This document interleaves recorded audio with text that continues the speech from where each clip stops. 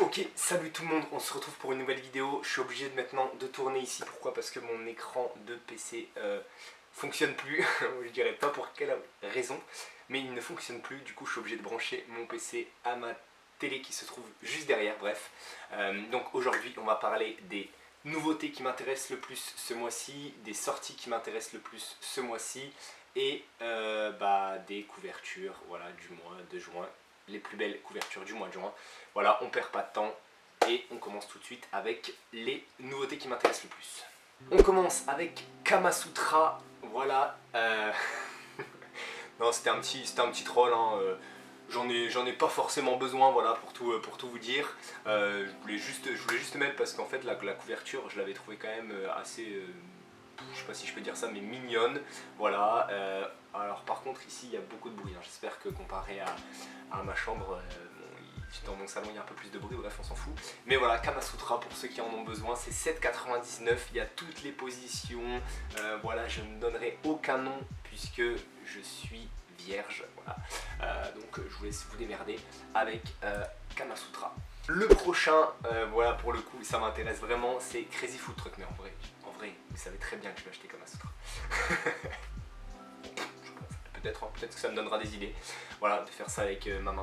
Bref, Crazy Food Truck, voilà, qui sort chez Kyun. Voilà, c'est un seinen, en plus c'est en 3 tomes et du coup c'est un peu de la comédie, hein. Voilà, j'ai pas le synopsis mais je sais qu'ils sont dans un food truck, ils font de la bouffe mais en même temps ils se tapent. Donc en 3 tomes, je pense que ça peut être qu'une série assez drôle et assez marrante à voir. On verra si le tome 1 est assez cool. Je vais sortir mon téléphone parce que là je vais avoir besoin du synopsis de la prochaine nouveauté qui m'intéresse. Ça s'appelle Le Son des Morts. C'est chez Delcourt Tonkam, à 7,99, c'est un one shot. Et du coup je vais chercher voilà, tout de suite le synopsis. Alors pour Le Son des Morts, on a professeur d'art Yato Tsurumi a perdu sa femme il y a 2 mois, emporté avec leur maison par une grue. Une crue. Ouh. Je me disais une crue. Je me disais dans ma tête, qu'est-ce que c'est une crue? Pour ceux qui ne savent pas, une crue, c'est un animal. C'est faux. C'est quand il y a la montée des eaux et en gros il y a un glissement de terrain ou peut-être même pas. Enfin, en gros je dis de la merde.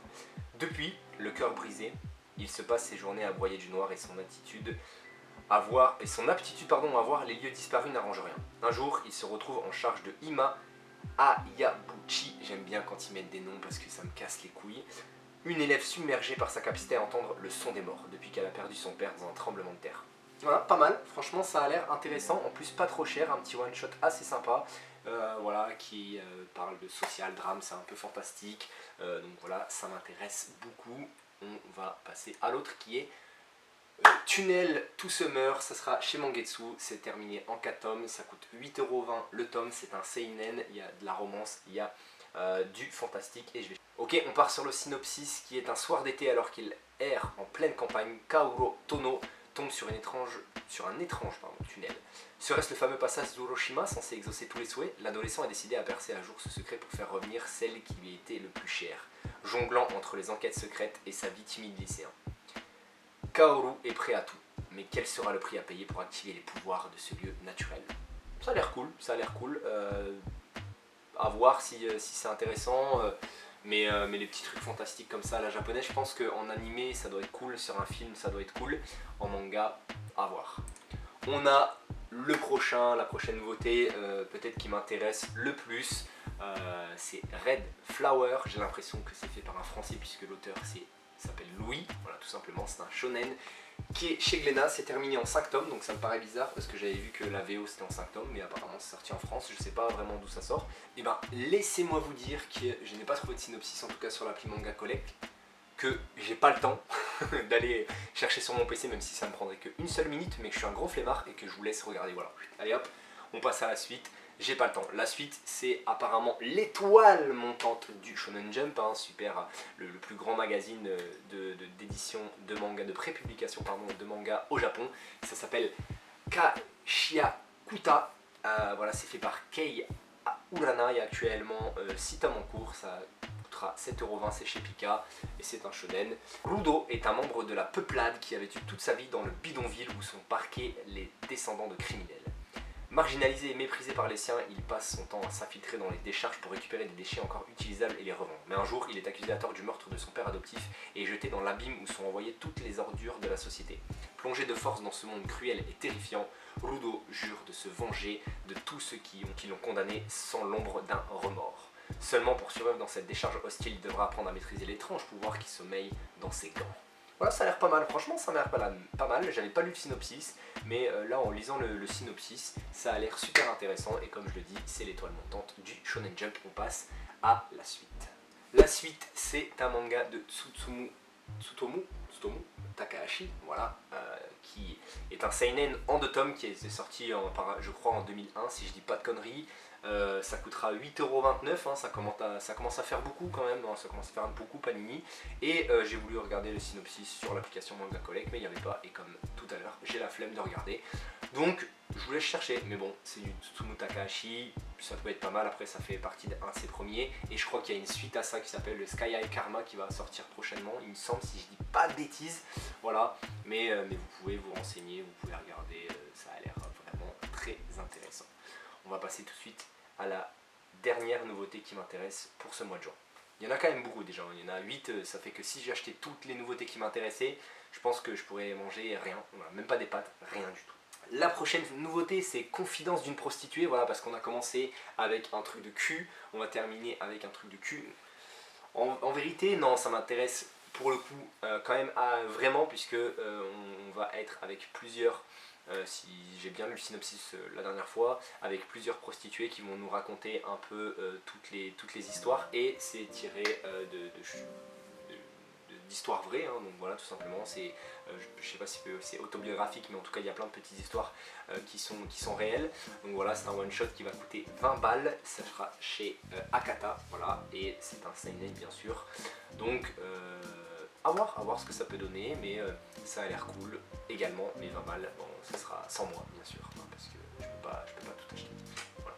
On va donc passer maintenant aux sorties qui m'intéressent le plus ce mois-ci. C'est forcément des continuités de séries, je sais pas si on peut dire ça. On va commencer, le premier tome c'est Ranking of King, le tome 8. Ranking of King, j'aime toujours.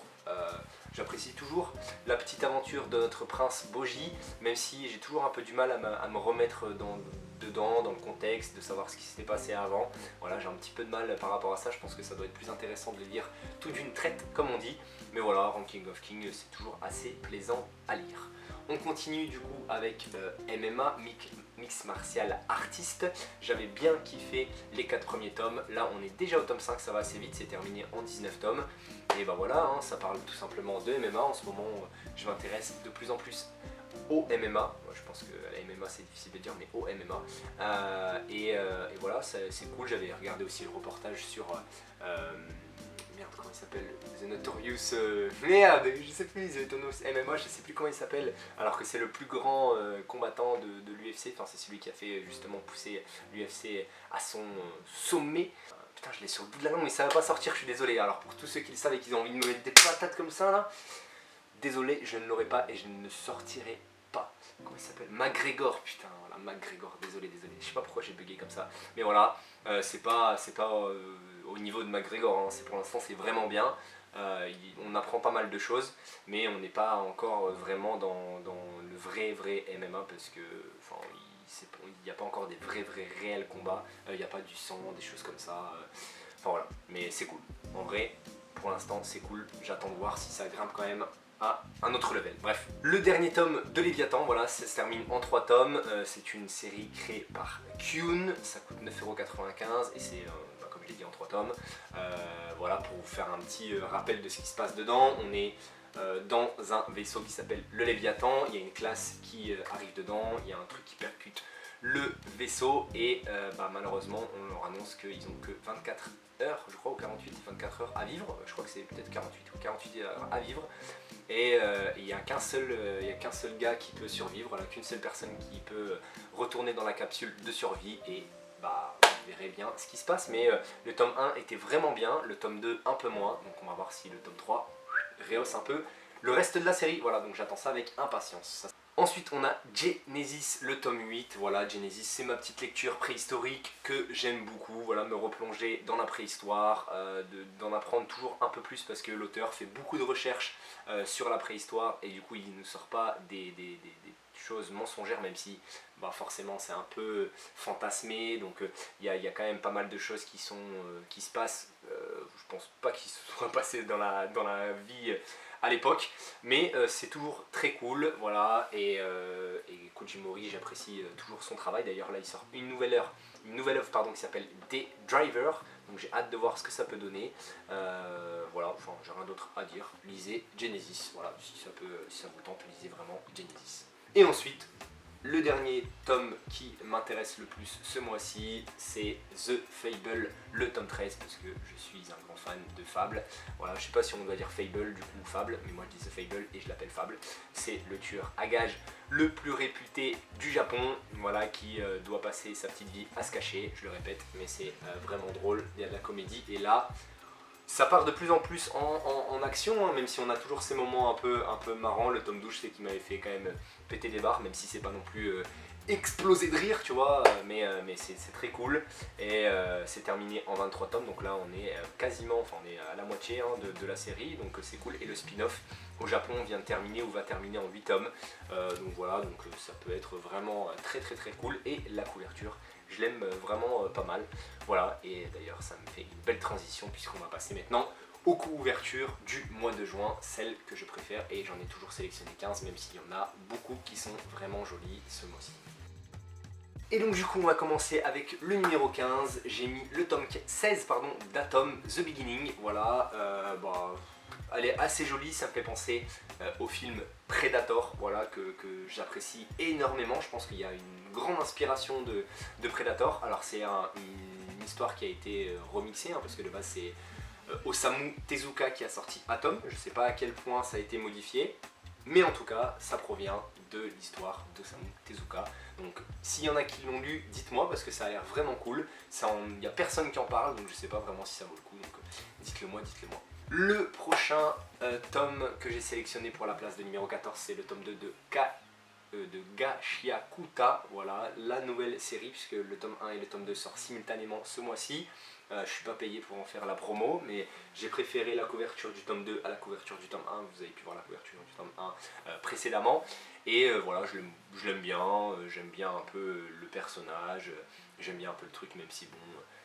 Et puis les couleurs, le petit bleu, voilà, c'est cool, même si comme je dis, le titre ne m'enchante pas des masses. Là par contre c'est une couverture qui me parle pas mal, voilà, toute mignonne, toute jolie, c'est Partner 2.0, c'est le tome 1, c'est une série qui compte 4 tomes au Japon, et franchement j'aime beaucoup la position des deux protagonistes, voilà, je sais pas trop ce qui se passe, mais en plus c'est un seinen et c'est une comédie tranche de vie, je sais pas si vraiment il y a de la romance, mais bon, Partner 2.0, il y a l'air quand même d'avoir pas mal de romance. Donc dites-moi ceux qui l'ont lu si c'est quelque chose qui vous intéresse ou qui vous plaît déjà, voilà, et puis on passe à la suite. La suite c'est le tome 2 de Tengu Hunter Brothers, voilà, ça, pareil ça sort simultanément ce mois-ci, tome 1 et tome 2, j'ai préféré la couverture du tome 2 même si allez checker, la couverture du tome 1 est vraiment très cool, ou peut-être que je vais la mettre en bonus comme je fais d'habitude. Il y a 5 tomes en cours au Japon, franchement j'aime beaucoup les couleurs, il y a vraiment beaucoup de couleurs. Ce que j'aime un peu moins, ce qui me dérange dans cette couverture, c'est la bouche ouverte et la langue, voilà, qui est un peu space du héros, de l'antagoniste, je sais pas trop, mais voilà, après ça me dit rien non plus, hein, ça me tente pas, c'est pour ça que je l'ai pas mis dans les sorties, parce que c'est pas quelque chose qui me parle vraiment, j'ai l'impression que c'est un peu du déjà vu, et donc j'ai pas envie de me retomber dans une aventure de, je sais pas, samouraï fantastique, et en plus, bon, même si c'est un seinen apparemment, mais à voir.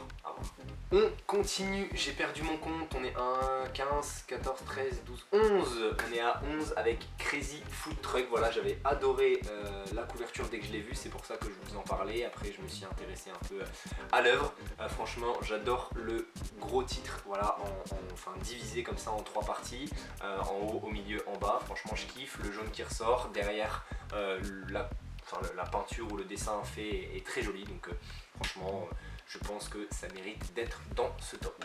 En numéro 10, j'ai mis une très belle couverture que moi personnellement j'estime vraiment belle. C'est Sanctuary, voilà, le tome 5. En plus, ils font toujours du très bon travail, mais là, je sais pas, avec le petit gun comme ça, j'ai bien kiffé. D'ailleurs, ça m'a fait penser à une prochaine peut-être idée de vidéo. Voilà, ce petit tome, j'en dis pas plus. Ça veut rien dire, hein, vraiment vous n'allez pas du tout trouver, mais Sanctuary, très cool, j'adore ce petit ton un peu désertique alors que ça parle pas du tout de désert, mais voilà, et puis en plus il change toujours un peu la couleur. Franchement, j'aime bien. Si je me trompe pas dans mes comptes, on est bien au numéro 9. Le numéro 9, c'est Kuro, voilà, le tome 2. J'aime beaucoup un peu cette petite fille qui se trouve dans un grand jardin, voilà, un peu perdue, un peu, je sais pas, apeurée, je sais pas trop, mais franchement, j'aime bien. Je trouve que je sais pas, ça nous donne envie un peu d'aller justement lire l'œuvre, de voir ce qui se passe, de savoir un peu plus sur justement cette fille. Donc voilà, quand ça me fait ce petit effet, c'est que le travail, je le dis toujours, est réussi. On est au numéro 8, le titre je crois que c'est For the Sake of Sita ou Rita, ou je me sais plus, et je m'en tape parce qu'en fait l'œuvre m'intéresse pas. La couverture oui, mais l'œuvre m'intéresse pas, je la respecte pas du tout cette œuvre. Le prix, comme vous avez pu le voir, je sais pas, c'est terminé en 2 tomes. La maison d'édition, je la connais pas, mais la couverture est assez jolie, voire jolie. Alors après, je l'ai trouvé belle, oui, effectivement. Mais je sais pas du tout de quoi ça parle. Donc on va s'arrêter là pour ce manga. Voilà. Non mais en vrai, je l'ai mis en numéro 8 et je l'aime bien la couverture, voilà, c'est tout. Mais j'ai pas envie de plus en parler, voilà, j'ai pas envie de plus en parler, c'est tout. Voilà, donc on passe à la suite. Je sais pas pourquoi elle m'a énervé cette couverture. Le mec est fou. En numéro 7, j'ai mis bien sûr la couverture du tome 19 de To Your Eternity, parce que vous savez que je suis américain, j'ai un accent de fou en anglais, voilà, franchement je passe mon temps à aller voilà, entre l'Angleterre, Londres et entre London et Douai. Bref, j'arrête, mais cette couverture est vraiment très belle, on dirait qu'il y a une petite flamme d'ailleurs, on la voit pas bien parce que le numéro 19 est devant la flamme, ça c'est complètement con. Mais voilà, et il y a la petite flamme qui juste éclaire leur visage. Et c'est assez sombre quoi, donc ça donne envie, ça intrigue. Malheureusement, ça échoue aux portes du top 5, c'est Mission Yozokura Family, c'est le tome 14. Franchement, j'aime beaucoup, petit costard, petite classe d'espions, voilà, de petits agents secrets, franchement j'aime beaucoup. Il y a actuellement 15 tomes quand même au Japon, donc on a rattrapé la parution, donc ceux qui veulent se lancer, allez-y, mais je sais pas trop si c'est cool ou pas, j'en entends pas trop parler de Mission Yozokura Family, voilà, mais dites-moi si c'est cool, et franchement la couverture est assez belle, voilà, c'est tout ce que j'ai à dire. Et donc là, on arrive au numéro 5. Pourquoi j'ai mis la couverture du tome 10 de Demon Slayer en numéro 5 ? C'est pour les gros nichons. Non, pas du tout, pardon. Pareil, non. Non, c'est juste pour son stream, quoi. Non, c'est juste que, en vérité, j'adore les couleurs. J'aime beaucoup, je passe sa position. Bon, après, voilà, je suis désolé, elle a une poitrine imposante. Moi, j'y peux rien. C'est juste que, franchement, je la kiffe. Pas la meuf, hein. La couverture. Je l'aime. Toujours pas la meuf, la couverture, je la trouve très stylée et voilà, je sais pas, j'aime bien, je sais pas trop pourquoi je l'aime bien, mais je l'aime bien, c'est juste que j'aime bien la posture, j'aime bien la mise en avant de ses gros nions. non, pardon, après on va croire que je suis un gros pervers, mais je m'en branle, moi j'ai ma petite femme, donc ça me suffit, voilà. Je lui fais une petite déclaration en vidéo, voilà, j'ai ma petite femme, voilà, je l'aime, et tout va bien avec elle, et j'ai pas envie de changer, voilà. Oula, quand elle va revoir ça, les gars, elle va être aux anges, elle va m'acheter tous les mangas que je veux. C'est faux, elle m'en a acheté qu'un seul dans ma vie, c'était le tome 1 de The Fable, elle m'avait dit qu'elle allait m'acheter ma suite, et elle a jamais acheté, voilà, enfin si elle en a acheté 2-3, pardon, je suis vraiment un chien. Et si pour mon anniversaire aussi, et pour Noël aussi, bon, bisous, je te fais des bisous. De toute façon, ça se trouve, je vais la voir demain quand je vais... Bon bref, on s'en branle, c'est ma vie, allez, ciao. Vous avez pas de meuf, vous connaissez pas. On continue avec... la place de numéro 4 et c'est le tome 2 de Hirayasumi. Franchement, c'est quelque chose. Quand j'ai vu le tome 1, ça m'intéressait. Quand je vois le tome 2, j'ai envie d'acheter. Malheureusement, un tome au lézard noir, ça coûte 13 balles. J'ai pas 13 balles. Mais j'aurais trop voulu commencer cette nouvelle série. Apparemment, en plus, elle est trop cool. C'est une tranche de vie incroyable. Enfin, moi je répète, hein. Donc j'ai pas envie de vous survendre de trucs, moi je fais juste répéter. La couverture en tout cas est vraiment très jolie, j'aime bien ce petit coup de crayon là, un petit peu enfantin, avec des belles petites couleurs. Petite pastel, petite gouache, petite aquarelle. Bref, c'est trop bien, cette couverture est trop belle, on passe à la suite.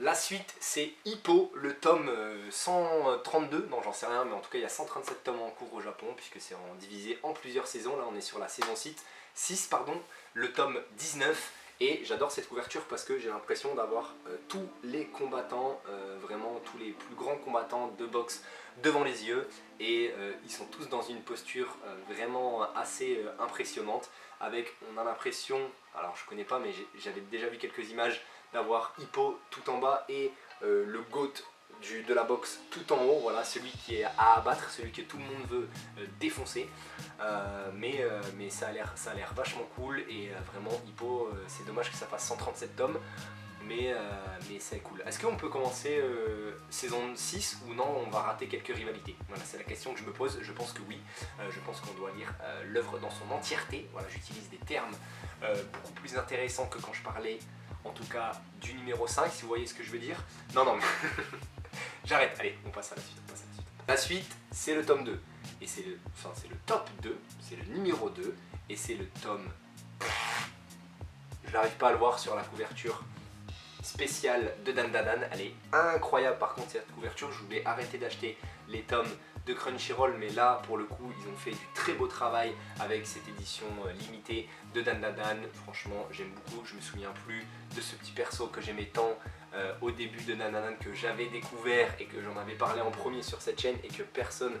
J'ai l'impression qu'on parle pas beaucoup de Dandadan, alors que Dandadan, alors je suis pas à jour, là je suis en train de me remettre à jour sur Blue Lock, et dès que j'aurai fini Blue Lock je me remettrai à jour sur Dandadan. Je parle beaucoup trop dans cette vidéo, mais ça a l'air d'être fou, ça a l'air d'être incroyable, le dessin était fou, et à l'époque quand je lisais Dandadan c'était vraiment un truc de ouf. On n'en parle pas assez, lisez Dandadan.